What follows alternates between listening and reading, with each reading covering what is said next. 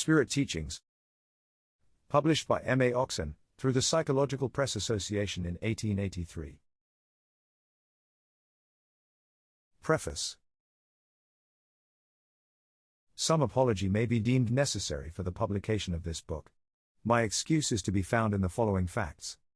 When these communications first saw the light, they attracted a large amount of attention, and brought me much correspondence. Many found in them words which were suitable to their own experience, and more or less helpful to themselves. It seemed that no case is quite singular, and that the record of my own spiritual education was not merely of private application. Since that time, many requests have been made for the publication of these teachings in a connected form. The compliance, however, did not rest with me, and it is only lately that I have been enabled to present the complete series, duly revised, by the same method as was originally employed in writing them, and arranged in such order as was possible with so disconnected a mass. For these are but specimens taken from a great bulk, and from them are excluded some of the most striking, by reason of their purely personal application. They are now strung together on a thread that is strong enough, perhaps, to hold them together in some sort of relation. But no attempt of mine can even faintly reproduce their force and coherence when originally given. They must go forth, a curious record of an educational influence, brought to bear from without and unsought, on a mind that endeavored strenuously to sift and probe what was said. They pretend to no dogmatic authority, to no literary completeness. They will be to each reader only what he makes them. M.A. Oxon. Introduction. The communications which form the bulk of this volume were received by the process known as automatic or passive writing. This is to be distinguished from psychography. In the former case, the psychic holds the pen or pencil, or places his hand upon the planchette, and the message is written without the conscious intervention of his mind.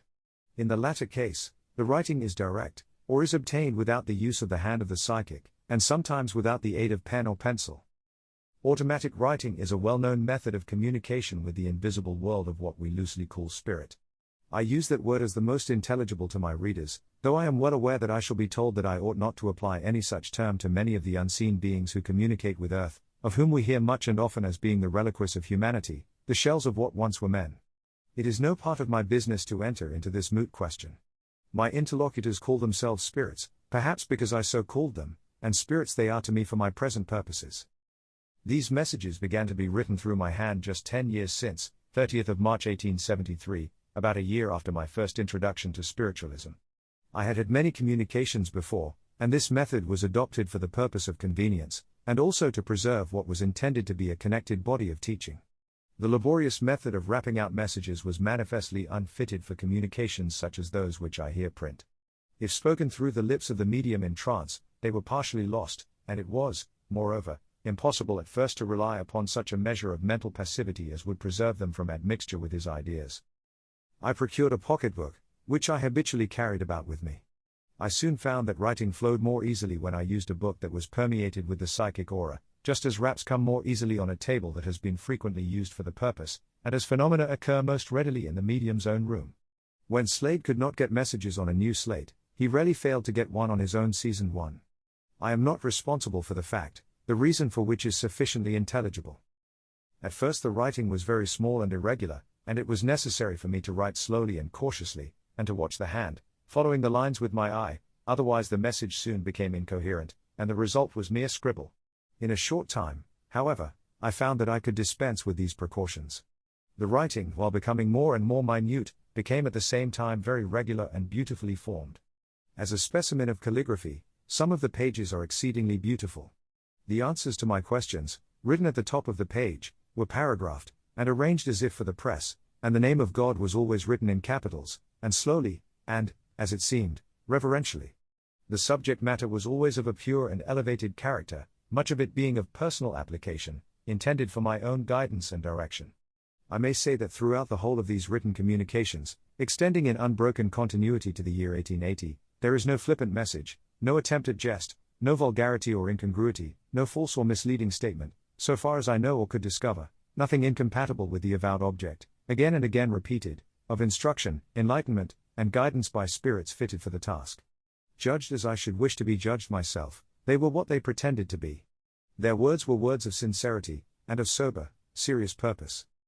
The earliest communications were all written in the minute characters that I have described, and were uniform in style, and in the signature, Dr., the teacher, nor have his messages ever varied during all the years that he has written.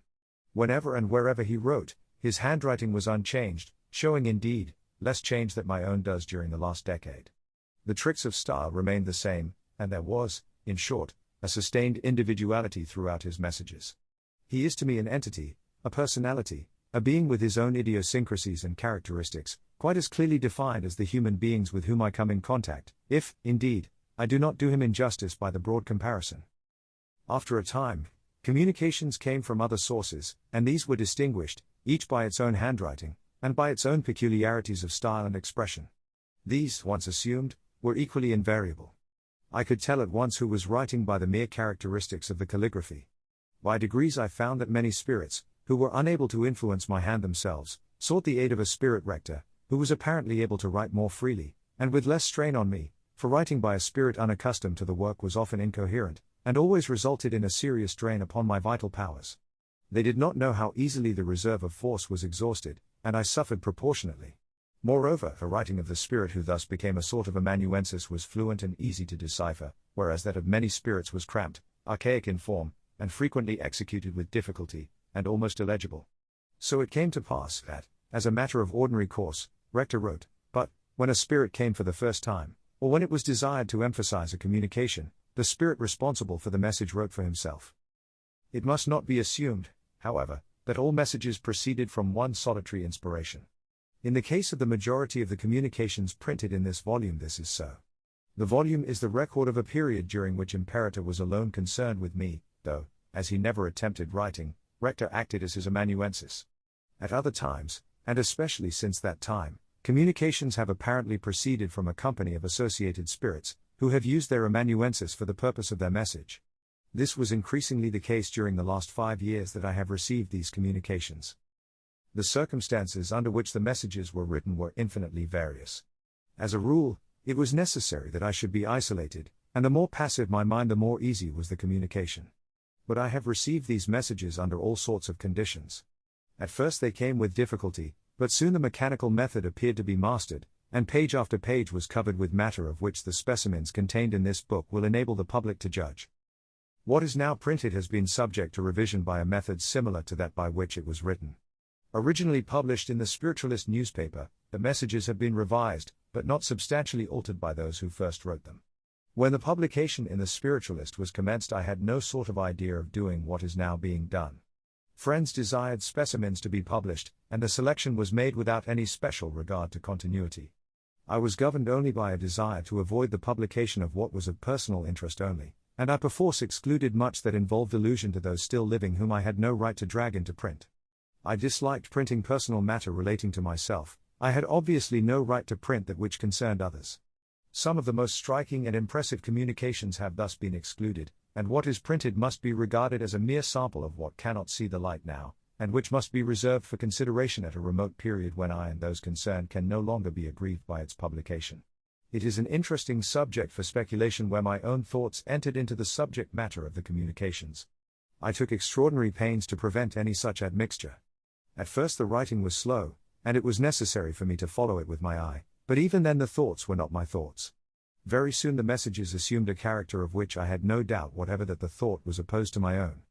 But I cultivated the power of occupying my mind with other things during the time that the writing was going on, and was able to read an abstruse book, and follow out a line of close reasoning, while the message was written with unbroken regularity.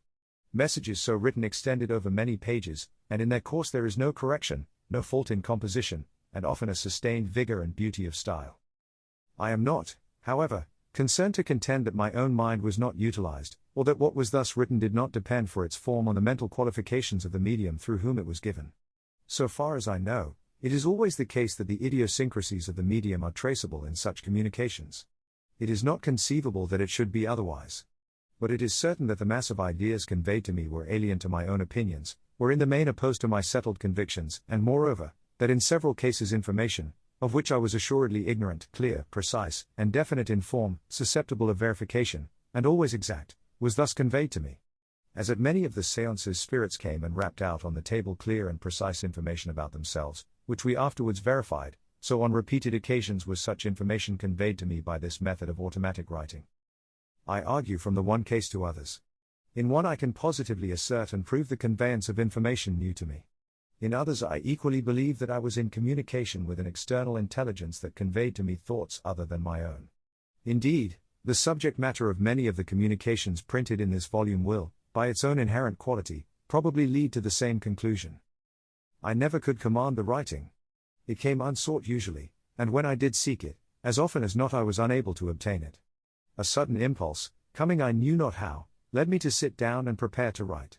Where the messages were in regular course, I was accustomed to devote the first hour of each day to sitting for their reception. I rose early, and the beginning of the day was spent, in a room that I used for no other purpose, in what was to all intents and purposes a religious service. These writings frequently came then, but I could no means reckon on them. Other forms of spirit manifestations came too. I was rarely without some, unless ill health intervened, as it often did of late years, until the messages ceased. The particular communications which I received from the spirit known to me as Imperator mark a distinct epoch in my life. I have noted in the course of my remarks the intense exaltation of spirit, the strenuous conflict, the intervals of peace that I have since longed for, but have seldom attained, which mark their transmission. It was a period of education in which I underwent a spiritual development that was, in its outcome, a very regeneration. I cannot hope, I do not try, to convey to others what I then experienced. But it may possibly be borne in upon the minds of some, who are not ignorant of the dispensation of the Spirit in their own inner selves, that for me the question of the beneficent action of external spirit on my own self was then finally settled. I have never since, even in the vagaries of an extremely skeptical mind, and amid much cause for questioning, ever seriously entertained a doubt. This introduction has become autobiographical in a way that is extremely distasteful to me. I can only plead that I have reason to know that the history of the pleading spirit with one struggling soul has been helpful to others. It is unfortunately necessary for me to speak of myself in order to make what follows intelligible. I regret the necessity, and acquiesce in it only from the conviction that what I record may be of use to some to whom my experiences may come home as typical. I presume that no two of us ever struggle up to light by precisely similar methods. But I believe that the needs and difficulties of individual souls have a family likeness, and it may be in the future, as I am thankful to know that it has been in the past, serviceable to some to learn by what methods I was educated. Besides this, the subject matter of these communications, and their bearing educationally on myself, the form and manner of their delivery is of infinitely small importance. It is their intrinsic claim, the end disclosed, the inherent and essential truth that they contain, which marks their value. To many they will be utterly valueless, because their truth is not truth to them. To others they will be merely curious. To some they will be as an idle tale. I do not publish them in any expectation of general acceptance. I shall be quite content that they be at the service of any who can find them helpful. M.A. Oxon, March 30, 1883.